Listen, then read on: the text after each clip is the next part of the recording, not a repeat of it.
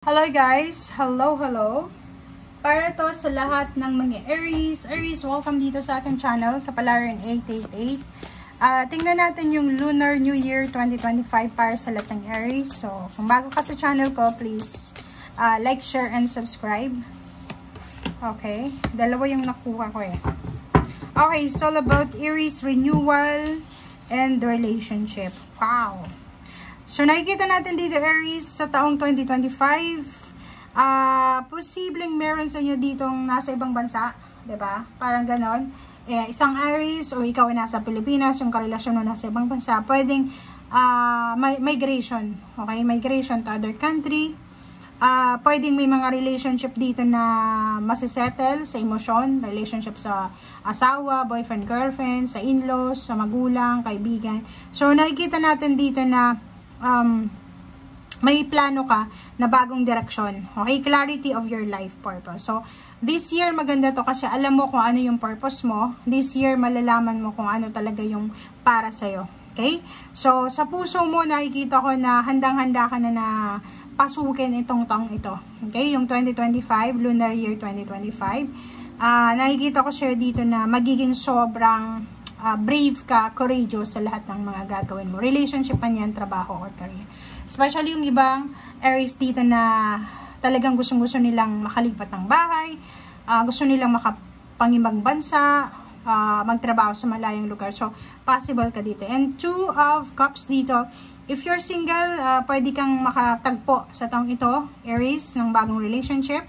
And if naman may mga relationship problems with your wife, husband, girlfriend, boyfriend, alibin partner, posibleng matapos yung mga challenges na to. Okay? Okay. Thank you. Para to sa lahat ng Aries. I hope nakikita nyo. Okay. Aries. Okay. Unity. O, diba? So, nakikita natin dito yung unity sa bawat pamilya. Okay?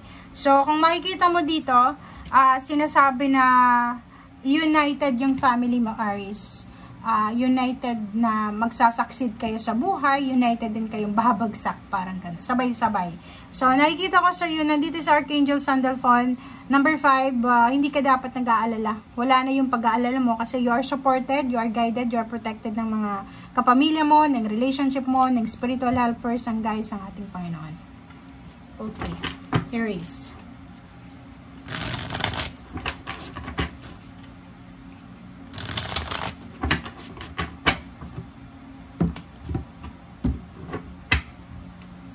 Okay. First card natin is Page of Cups. Wow.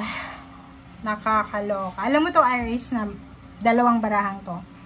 Doon sa mga Aries na single, posibleng isang unexpected encounter ang mangyayari sa'yo kahit saang lugar, sa jeepney station, bus station, sa airport, sa supermarket, naglalakad ka. Pwedeng isang hindi inaasahang tao yung lalapit sa'yo, na pwedeng siya maging karelasyon mo, doon magsisimula yung relationship mo, so parang ganun. So, Page of Cups, sinasabi na isang magic, isang milagro ang darating sa'yo this year, na pwedeng magdala sa'yo ng peace and harmony. Okay? Death card. And then, 7 of Pentacles. So, kung may hinihintay ka, Aries, na pera, it's either lump sum of money, payouts, payments, bonuses, nagbebenta ka ng bahay, lupa, sasakyan, or ano ba yan, pamana sa'yo. Kung ano man tong hinihintay mo, darating ito, ngayong taong ito. Lahat din na bumagsak sa buhay mo, restoration na nga to. So, diba? So, sinasabi sa'yo dito, number 16 and 11, lahat ng nasira sa'yo, maybe 7 months ago, 6 months ago, 1 year ago, nasira yung relationship mo, nasira yung pangarap mo, yung plano mo, distractions of your goals and dreams, diba? Yung foundation mo nasira. But, you will get the good karma, diba? Nandito yung justice, ibibigay sa'yo ng Panginoon, ng ating universe, yung nararapat sa'yong hustisya. Okay? It's either, for example, nawalan ka ng bahay dati, so pwedeng may offer ng, like, bibigyan ka ng pagkakataon na makatira sa isang bahay na libre, parang ganun. So, kontrata, like, nanakawan ka ng contract sa career, sa position sa trabaho, posibleng ibibigay sa'yo ng universe yung para talaga sa'yo. Yung bayad doon sa distractions na nangyari sa'yo. Okay? Okay. So, nakikita ko sir dito na yung mga away, pamilya, yung 5 of Wands, may mga competition sa family, inggitan, mga misunderstanding, or lahat ng klase ng mga pag-aaway or anything na 5 of Wands dito, nakikita ko na maayos ito dahil may posibleng selebrasyon na manggaganap. At ang 10 of Cups nito is all about family occasions, celebration of joy, happiness, celebration of life, pwedeng may binyagan, birthday, celebration dahil may wedding anniversaries, may ikakasal, or kung ano man to na selebrasyon. Nakikita ko na lahat ng mga away, lahat ng mga samaan ng loob ay posibleng maayos dahil dyan sa selebrasyon na yan. Okay? Okay. Wow, Aries. So, yun. So, nakikita ko talaga dito. Okay, Aries, congratulations sa'yo. Kasi, kung naghihintay ka ng visa, naghihintay ka ng international contract, renewal of your visa, citizenship, parang ganun. If married ka sa isang ibang lahi na tao, posibleng naghihintay ka ng visa or, ano ba yan, residence permit, nakikita mo dito na may message dito. Is a good news na posibleng kukumpleto sa isang bagay na hinihintay mo. And it will give you reason to celebrate. Okay? So, yun, nakikita ko sir dito na lahat ng ninanais mo, emotional or financial, ay makukuha mo. 'Di ba? Marami kang sisimulan sa taong ito. Marami kang leap of faith kasi ito eh. So, parang new beginnings ito para sa'yo. Bagong buhay, bagong pag-asa, bagong lugar, bagong relationship, or kung may relasyon, renewal of relationship, new place of work, new mindset, new healthy lifestyle, parang ganon.